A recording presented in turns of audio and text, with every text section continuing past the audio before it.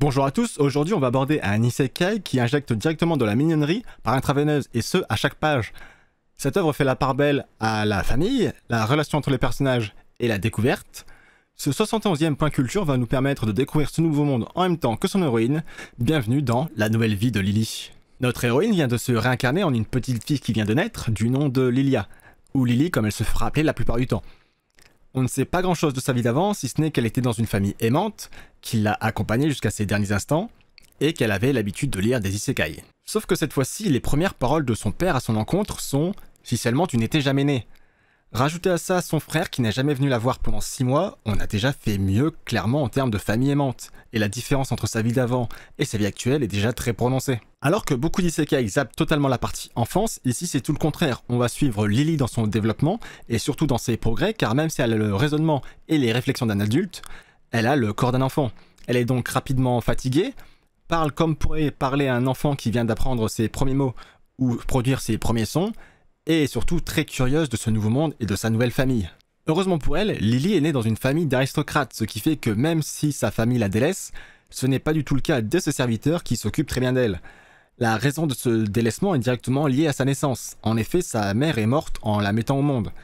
Mère qui, bien que n'étant pas la mère biologique de son frère, née d'un précédent mariage, était le véritable liant affectif de cette famille. Mais petit à petit, telle sa mère avant elle, Lily va s'efforcer de reconstruire ces liens qui ont été détruits, voire même qui n'ont jamais été là à la base. En parallèle, sa découverte de ce nouveau monde va lui révéler bien des surprises. Elle a été réincarnée au sein d'une des 4 familles de marquis du royaume de Kingdom, dans un monde où existent magie, dinosaures et holo, des entités spectrales maléfiques qui ne peuvent pas s'approcher de Kingdom grâce à une barrière érigée par la magie des 4 marquis. Lily, en tant que fille de marquis et possédant des capacités magiques extraordinaires, sera victime d'un kidnapping qui l'emmènera par-delà la frontière, hors du territoire de Kingdom, là où ni sa famille ni la garde ne peuvent aller la chercher. Elle gardera cependant toujours la tête sur les épaules et ira de l'avant avec pour seul but de retrouver sa famille. Voilà pour le scénario qui peut légèrement spoiler les événements du premier tome, mais c'est nécessaire pour comprendre où est-ce que l'histoire voulait nous amener. D'un côté, nous avons Lily qui, malgré ses raisonnements d'adulte, va devoir faire équipe avec ses nouveaux compagnons pour survivre et en apprendre plus sur ce nouvel environnement. Le tout en ne montrant pas aux personnes qu'elle pourrait rencontrer sa valeur, ou plutôt son importance, aussi bien sur les plans magiques qu'aristocratiques, et qu'elle n'est pas une enfant comme les autres, car bien souvent, sa curiosité va prendre le pas sur sa discrétion. Et de l'autre côté, son père qui va tout faire pour enquêter sur sa disparition et tenter de la retrouver. D'ailleurs, son enlèvement nous apporte le pan politique de ce monde. Alors les 4 marquis sont certes les familles les plus importantes de ce royaume, mais ils n'ont pas non plus une vie rêvée. Pour maintenir en place la barrière qui protège Kingdom des holos, ils doivent régulièrement insuffler leur magie dans des cristaux. Ces cristaux font office de source d'énergie, comme l'électricité chez nous.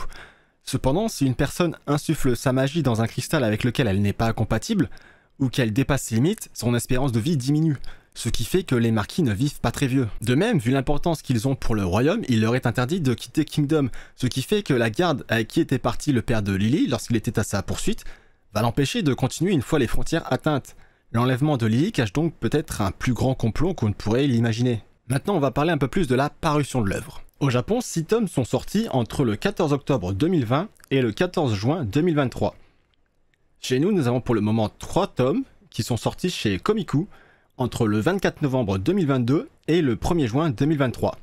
C'est l'adaptation d'un light novel qui compte pour le moment également 6 tomes sortis entre le 15 février 2019 et le 15 septembre 2021. J'aime beaucoup cette œuvre et comme je le disais dans l'introduction, le chara-design y joue pour beaucoup. Lily est la mignonitude incarnée, et elle nous le montre sur chacun de ses plans, encore plus sur les gros plans. Et comment ne pas craquer devant ça? D'après les 3 premiers tomes, pour moi le côté isekai n'est ici que pour donner un raisonnement d'adulte à une enfant. Elle découvre le monde de façon logique en même temps que nous, et, faisant partie de l'aristocratie, possède des connaissances par exemple sur la magie que ne possèdent pas la plupart des habitants de ce monde, connaissances qui s'avèrent pourtant vitales. Ce qui fait qu'elle endossera par moments le rôle de professeur malgré son très jeune âge. C'est l'heure de la note, et je vais lui attribuer la très belle note de bébé Lily, mais le bon bébé, sur 20. Le fait que l'héroïne ait gardé son âme d'enfant, les capacités physiques qui vont avec ainsi que son raisonnement d'adulte, le tout saupoudré d'une histoire prenante et d'un dessin de grande qualité sont pour moi un cocktail parfait, et ça change avec ce qu'on a l'habitude de lire, notamment en termes d'isekai. On retrouve un peu la même gestion que dans Oshinoko lors de la réincarnation d'Aqua et de Ruby lorsqu'ils sont bébés. Mais là où ce n'était qu'un moment passager dans Oshinoko, ici c'est le principe de l'œuvre, et j'avais trouvé ce point très intéressant. Personnellement, j'attends la suite avec impatience. Sur ce 71e point culture est terminé, j'espère que vous avez apprécié et que ça vous a donné envie de vous plonger dans l'œuvre. N'hésitez pas à me faire part de vos remarques et autres critiques constructives. Vous l'avez peut-être constaté, mais la qualité visuelle a été améliorée pour cette vidéo car je n'étais pas forcément satisfait du rendu de la première et d'autres améliorations pour l'instant visuelles arriveront dans ce sens pour les prochaines vidéos. Sur ce, on se retrouve pour une prochaine vidéo et je vous dis bonne journée.